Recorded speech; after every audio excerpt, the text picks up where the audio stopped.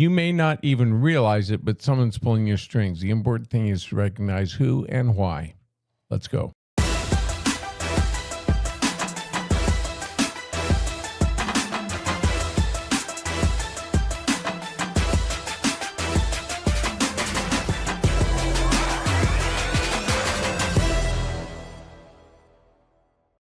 And welcome back, everyone. Jeff Oldfather, your host for this episode of the podcast Southwestern Center.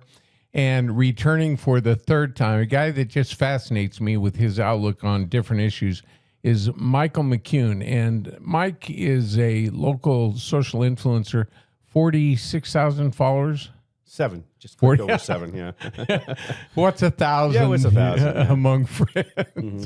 That's just amazing. But you've got a worldwide following, and there's a very good reason for it. By the way, someone's watching this, they want to see what is all the hype about. What's the easiest way to find you? Just Michael McCune on Facebook? Just Michael McCune on Facebook. Yeah. All right, very good. And you have a private group that people can join. Yes. All right. Yeah, I call it my inner circle. That gives people the chance to provide feedback and weigh in. Yeah, everybody can get on any of the posts and provide feedback. But what happens after about an hour or so, I get, it goes from dozens of comments to hundreds of comments and sometimes into thousands of comments. So I just, after a little while, I have to just kind of set that aside and says, I just don't have any more time or energy to respond to thousands of people. So if they come to join my inner circle, then I give them top priority. Yeah. Michael, I'm fascinated by the way your mind works, by the outlook and the perspective you bring on these issues. Let's talk about the Trump economic tour last night. We'll get to that in a minute. And Venezuela. But if I had to say there was one underlying theme to the perspective you bring to these issues, it's personal responsibility. We all have a personal responsibility to recognize the issues as they really are and not as someone tells us they are. Right. Does that kind of sum it up? Yeah. All right. Well, let's talk about your latest theme, and it's fascinating. Spider webs, puppeteers. Right. Someone is pulling the strings, and a lot of people just go along, I guess, is the message there. Tell me what that theme really means and where we go with it. So when I'm talking about the strings, it's not always just a someone. It's influencers. It's political leaders. It's when we think about people like the conspiracy theories, right? Like it's just this one great big cabal, and they're trying to do global domination. But what happened was when things really began to change was when social media kicked in. So simply by evolution alone, the human brain is not designed for this type of influx of information. And so the issue is that people watch this stuff, they get connected, but their brains emotionally fire first. So the first thing that takes place, especially if you already have a perceived idea of something, for example, on the left, if you say Donald J. Trump, boom, right? There's an emotion that's triggered. And what happens in the brain is people think sometimes that they're thinking, but they're really not thinking. It's neurons that wire together, fire together. It clicks with an image that was already there. And then as soon as they give credence to the emotion, it triggers another thought that's just tied together. It's not anything original. It's just a repeat of neurons that are wired. It's an echo chamber, yeah. It's an echo chamber. So what happens is we have people all over the world that are creating their own echo chambers because your brain is like this huge piece of real estate that everybody wants to buy a part of. If you're an influencer of any kind, through your headlines, through even a lack of research, it doesn't have to be true. It can just have a partial truth, but it will connect with people, and people will just start parroting and start connecting all these different things together that don't really work. So you got all these strings and all these webs of connections, and sometimes they're not really connected at all, but they've created a connection in their head, and it's causing a real issue. I mean, if you take look at what's happening in places like the UK and everything else, this is because of all this different informational overload. The things that we're seeing happening in our country today, really, like I said, it took place in a relatively short period of time. Oh, sure. Yeah. Yeah. In fact, when I think about it, it amazes me that the influence is spread to be what it is. And in my mind, it's only happened in the last 8-10 years to the level it is now. Yeah. Now, so emotion takes over, and I'm going to tell you the overriding coin in my mind when you talk about emotion is fear. If you can figure out how to implant a seed of fear related to any topic, you're probably going to own most people when it comes to the debate, right? There's actually two of them. So, in fact, it was interesting because Obama, back in, I believe it was 2010, did a unique study. He financed a study to see, is there a difference between liberal brains and conservative brains? And interestingly enough, they do fire Who finances? Obama. Yeah. So the real question is why would they use government, or taxpayer Right, money yeah, to well, fund such a study? Yes. What was the use for that? That's a whole nother topic, but let's just, Well, I think we know why, but we'll Yeah, go yeah. there sometime. absolutely. So, but right now, I mean, it's perfectly accessible. They can go on there and see. It was actually, through a government study, and it's in the, library, government library. And it was a fascinating study. And the interesting thing is that they fire differently. So both are somewhat fear-based, but if you're a conservative, your brain's gonna fire on more like real fear.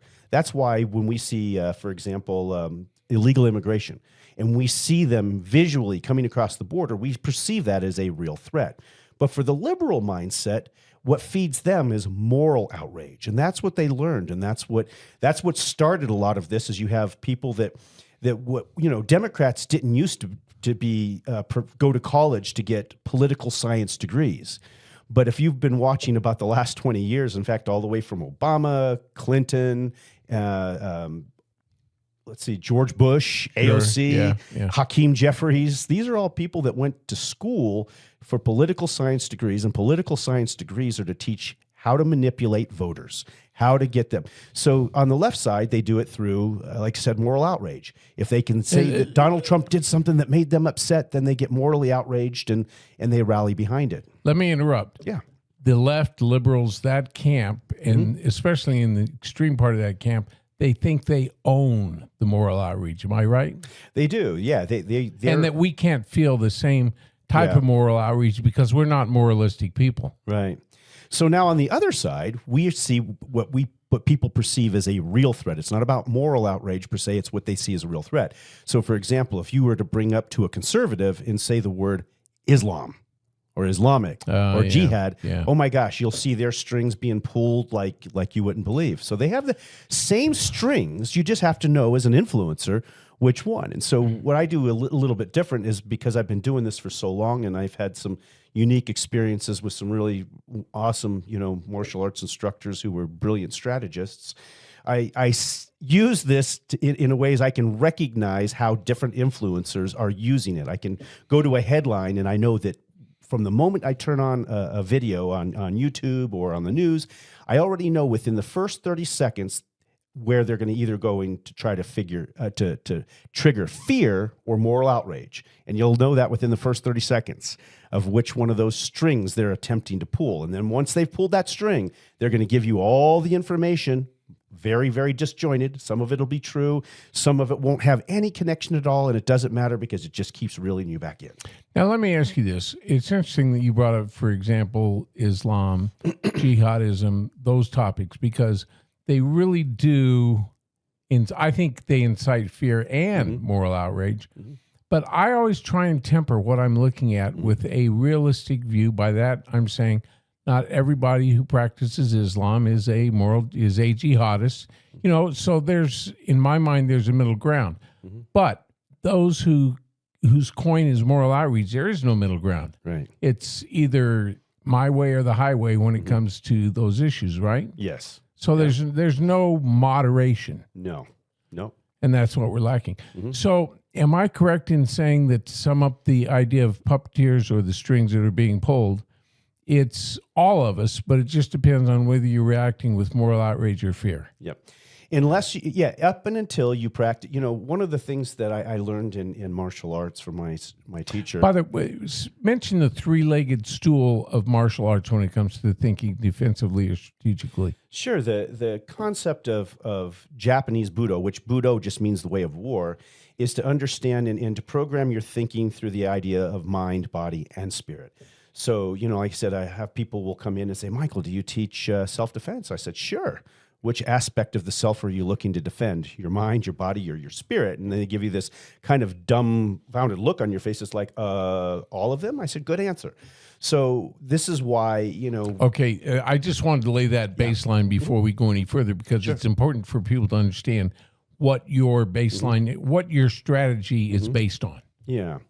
So go ahead. Sorry. So no. So I actually, like, today's meditation day, and one of the things that my instructor, had long since taught is that nobody has ever mastered martial arts without meditation, and there's a reason for that. It's about consciousness and conscious awareness, and so one of the things I had a really, and I'm not going to go into it personally because it's a very personal thing, but I had an experience in 1986 that just shocked me awake. I mean, it just changed my life overnight. In fact, it was so scary to me that I actually quit when I came back from Japan for over a year. Really? I went on this sort of pilgrimage of, I guess you would say, Self-reflection? Self-reflection, yeah, because the world around me, as I had perceived it to be, I realized wasn't that way.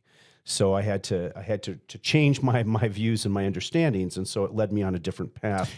I just want to say, I find myself more and more understanding that a little bit better, that the world around me is much more than the world around me. Yeah. There's so much going on, especially when you start to have these discussions and you realize that unless we're willing to open our mind, now, I've always thought I was fairly open-minded, but since starting this podcast, I realize I'm not, but there's so much happening. It's like being on a planet and you think there's one planet out there when in fact there's millions that are circling around. Right. That's the best analogy I can draw. So anyway, go ahead. So on Wednesdays, for example, we do meditation. We begin with meditation. So today's meditation day for you. So anytime I have a new student, I go back and I revert to some basics because everybody needs to see it anyway. And I'll walk up to the board and I'll draw a circle on the board, and I'll ask the kids. I say, hey, what is this? And they say, well, Sensei, it's a circle. I said, what's inside the circle? They say, well, nothing. I said, that's each and every one of us when we're born. We're not born Christians, or we're not born Catholics or anything else. We're created from whatever goes in that circle. Now, initially, it's parents that start putting stuff in that circle. And then if you go to church on Sundays and if you go to school, and then here's the big deal is that this too starts filling your circle. So for most people, they walk around without any real conscious awareness of what's going inside that circle.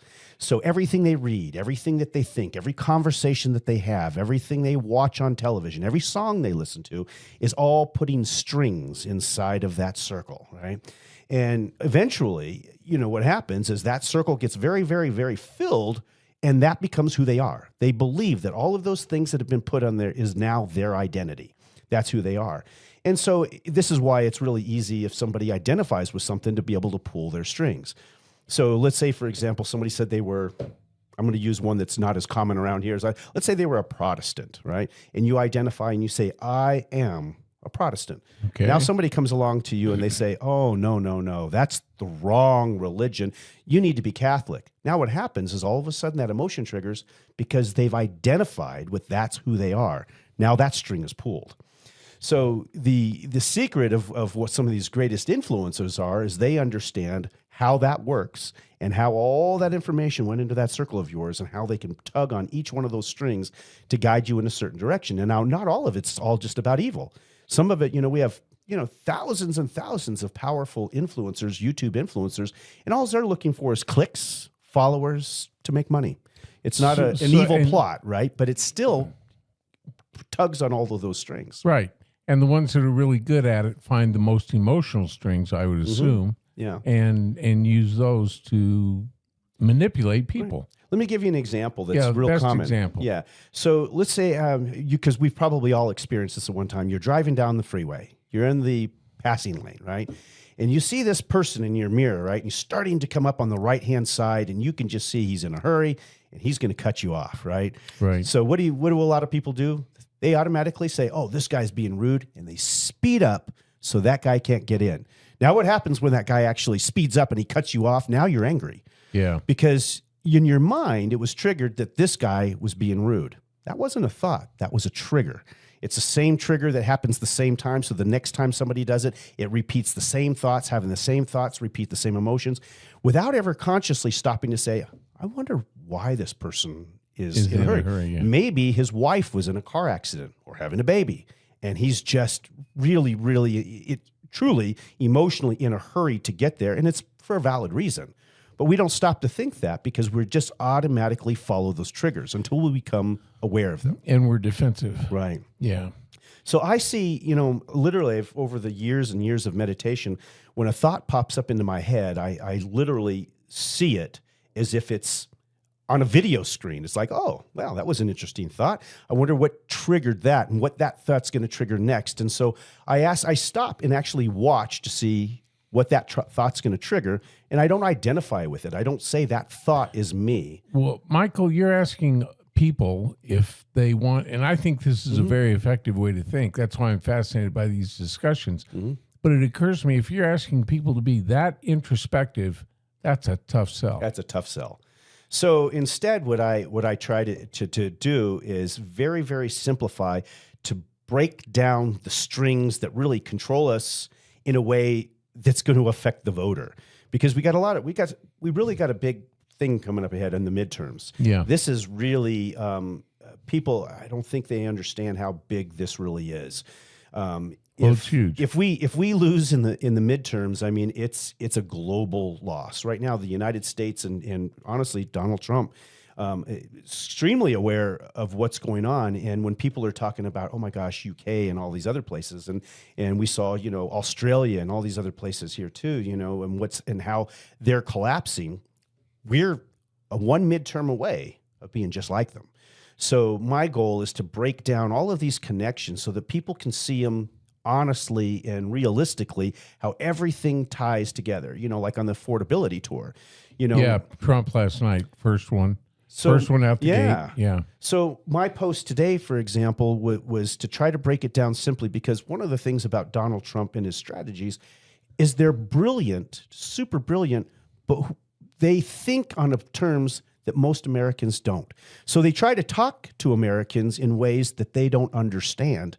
And I use an example in there. When I first opened my dojo, I called it, it's called Bushido of Benson.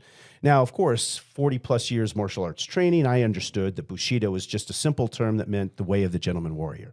But to people and parents driving by, they didn't know if I was a Chinese restaurant or a Buddhist cult, right? So it was a huge mistake in terms of that. And it was a valuable lesson that realized that if we're going to communicate with people, we have to communicate where they are and not expect them to come where we are. So that's where, I take some very, very complex, like in today's post, it's all about, when we're talking about affordability, how everything ties together. And what Donald Trump is doing is attacking all of those things at once. So for example, if it's approximately $68,000 per illegal alien, that's what it costs for American taxpayers to pay. Now, when you have 15 million of these, then plus their children that are being born here too, we're talking not just billions, but trillions of dollars, right? Now, who pays for that?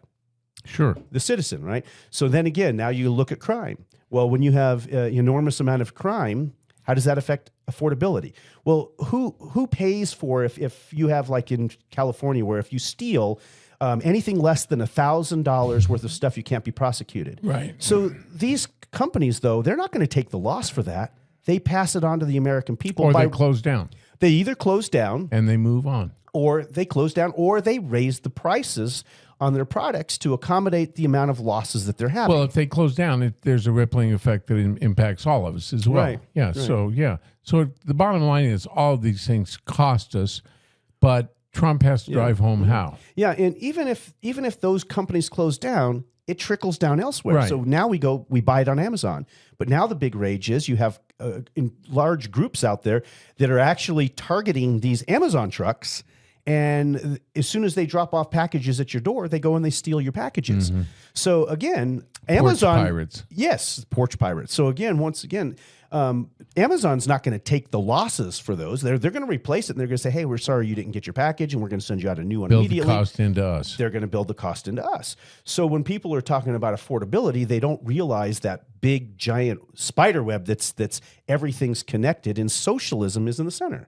So with socialism in there, it means every single cost of things that we have to do to support illegal aliens or support people who don't work or other things, that is what raises, the prices. And so Donald Trump is, really attacking all of these things. And same thing here in Venezuela. What happens when you have drugs or, coming through or from China with the tariffs to stop them from sending over chemicals through Mexico to precursor chemicals for the fentanyl. Right. So what you have a whole bunch of junkies out there running around that is looking for their $40 a day to buy their next pill, right? And so where they're getting that, they're stealing it from somewhere because they're not working, right? So again, raises the prices on affordability. So prices themselves never come down. That's the term inflation. Inflation always means going up, right? If you have deflation, that's actually what you have when you have a depression. We don't want that. So the cost, the thing of affordability, and making it simple, is that you want to reduce inflation to the smallest amount of rise as possible. It's always going to go up because we don't control the global economy. We don't, we can't control what China is going to charge for certain things. So things are always going to continue to rise, but the key is to be able to bring in more opportunity and to be able to bring down the taxes, because the enormous, it's like I wrote today, when people work for the government and the government's big, right? So people don't realize that if you work for the government, you don't pay taxes. It's actually, you'll look at your little stub and say, oh, Right. yes, I do. Yes, I do. But that comes back to you in the form of the government benefits and the payroll and everything else. So, Well, what yeah, happens is it's all out of the same coffer. When you pay, when you and I pay taxes because we're working as individuals, it goes into a fund. But when you pay somebody who works for the government, everything comes out of a fund. So if they take taxes out, it's actually just less money that they took out of the same fund, but they didn't add into the fund. Let me ask you or make a point. You talk about a globalist perspective on inflation. That's why you want to minimize the impact and the influence that global events have on your economy as much as possible to keep that inflation rate down. Is that right? Yeah. Okay. That's a large part of it. So everything ties together. It's not one thing. So this is my concern, and why I take on this approach is people don't understand. They're going to use the term affordability. You're going to hear this just From both sides. from both sides for the next year. Affordability. And they're going to say, but Donald Trump didn't bring down prices. Donald Trump can't bring down prices. When he says affordability, he's meaning that if I take less money out of your paycheck for taxes or whatever, it means that you now have more money to buy more stuff, right? So that product might go up. Let's say that product went up, just imaginary number. Say that product went up $1, but your wage increased by $10, right? Then you actually can still buy way more product than if the price actually came down. So there's always going to be some fluctuation. Things, like farmers, if they had a good crop this year, prices come down. If they had a bad crop, you're going to see the same thing with beef. Beef is going to probably go up, I would guesstimate, probably $10 a pound. It's going to really, really skyrocket. Yeah. But again, it's not anything that Donald Trump can do about. But what he can do through his tariffs, bringing back manufacturing, is we have so many Americans that they just don't have anywhere to go from working at McDonald's or something. But by bringing in these other jobs and high paying jobs, now they have these fast food jobs that were meant to be stepping stone jobs, for all those years, for young high school kids and college like you kids. and I used to be. Right. And then they move into something else, but we've lost a lot of opportunities here because everything went overseas. Yeah. So again, that affects affordability. So that's how everything ties together, that, in a way that of economics that they don't teach you in school. So let me ask you, whose responsibility is it ultimately to bring all of this under control? And I'm going to answer that myself. It's the consumer. It's us, the people. And we have to do that by understanding who's pulling our strings. Yes. That's the bottom line for you. That's the bottom line. Yeah. So by now, people's eyes are glazing over a little bit. Yeah, it's a little high-techy. It is, but I appreciate it. And I think you're dead on with all of it. How does the one individual who's sitting here listening to us and listening to your theory of economics, which is really very valid, what do they do? What's the first string that they understand has to be severed? Because ultimately that's the key, is to sever those strings and think on your own. So the very first thing they have to do is a practice called watch the thinker. So that means is that you start to develop a consciousness before you can write it on the back of your hand if you want. When you're going to sit down and you're going to watch the news or a YouTube channel, before you even hit the button play, you start with a conscious question. You say, what string are they intending to pull when I watch this? Because they don't put anything on there, nothing, not on any of them, that doesn't have an intended string. If they don't have an intended string, they got no followers, right? Yeah. They gain followers by pulling those strings. That is the truth. And that's happened to me locally, you know, with the ADI thing. Oh, yeah. And learning, you know, it's really been this whole podcast experience, especially in the past couple of months, has been an eye-opener for me. I was in the media for 30-some years, but I never realized until I started pulling some strings how easy it was to do. Oh, yeah. And that's what the influencers, not you as a social media influencer, but, you know, people in power, if you summarize it. That's what social media influencers, what they're very good thing. at. Yeah. And the news, I used to tell people, when I was, especially in Florida, and I was a columnist for Scripps newspapers, great gig. I was able to operate unfettered opinion, commentary. And I would get asked to go to speak to different groups, sometimes large groups in the West Palm Beach area. One of the first questions I would always ask them is I would say, well, where do you consume your news? And they would say, well, what do you mean consume? I said, you're a news consumer. If you go out there to buy a car, hopefully you're going to be kind of careful about it. Shop around for different brands, look at this, look at that, be open-minded, and then ultimately make a choice. And even back then, I think we're talking about the same thing. I would say, you're a news consumer. Where do you consume your news? Oh, well, I watch Fox. Oh, well, I watch this. Siloed. You know, they're not smart news consumers. And I would say, well, I don't want to blanket everyone like that. But, you know, we're a nation of consumers. And if you're going to consume, you've got to be smart about it. And it's really kind of the same thing. If you're going to consume a news product, it can't be just one. You have to get a lot of different views. And you have to flip the script. Yeah. You're the consumer, but you're also being consumed. That's Because true. ultimately, Yes. like I said, our brains Excellent are point. real estate for them, and everybody wants to buy a piece of your brain. They want a piece of that mind. And so And they want to keep it. They want to hold on to it. Yeah. So honestly, I mean, as doing this over the years that I have in my experiences, you know, through the martial arts and strategy and understanding how the mind, body, and spirit all kind of work together, you know, I could easily, if I was so inclined, I can meet somebody within 3 minutes and I could pull their strings. It's a piece of cake if I was inclined to do that.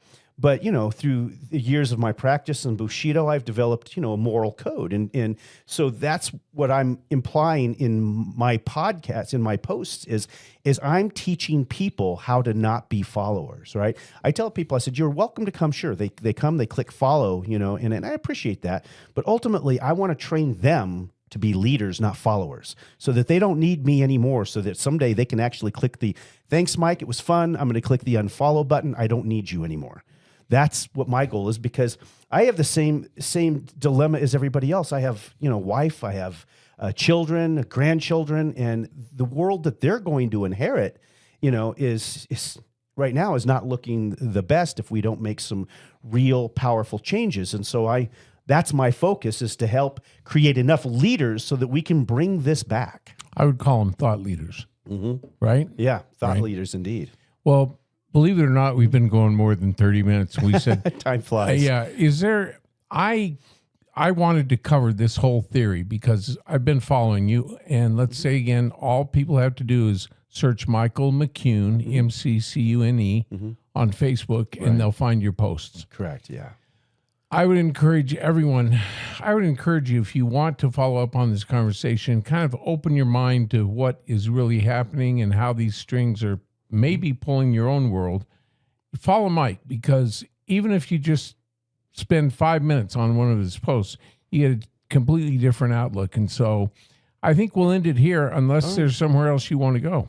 No. As I would say, is if you follow, though, don't just read one, because every single one I do is a continuation. It one aspect it will pull the string from this direction, and then the next, because everybody learns differently. What I'm saying is people ought to spend at least a few minutes on every single post, because they'll start to see that common thread. Yeah.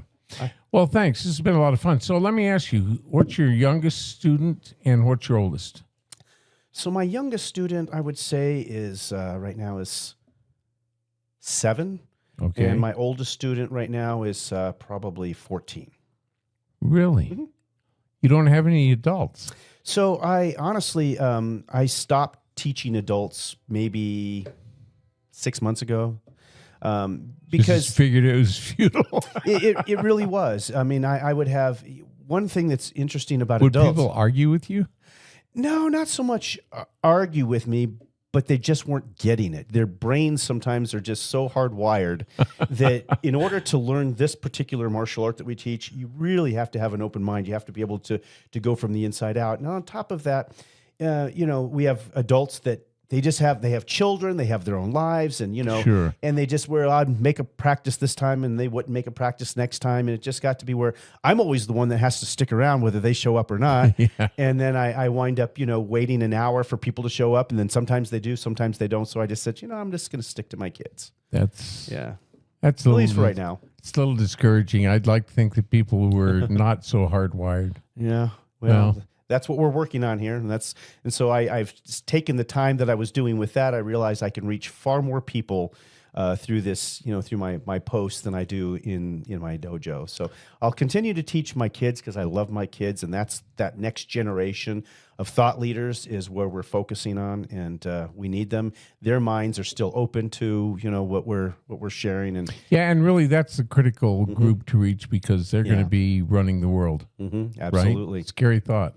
Yeah, they had a thing that came out yesterday on Gen Z, and I guess they did some sort of IQ tests on different groups and generations, and they're saying that the Gen Z right now is mathematically 35% dumber, if you will, less intelligent than their parents, Wow. and they're trying to figure out why. Well, the capacity is there, but there's something Something short-circuited. short circuited in there, and they're showing, they're trying to figure out is it the people don't connect and learn the same way through the phones and the absolutely. computer No, than they did when they actually had a teacher in front of them that they could see, they could talk to, they could touch, and it was just a totally different way, and that's how we have 5 senses, right?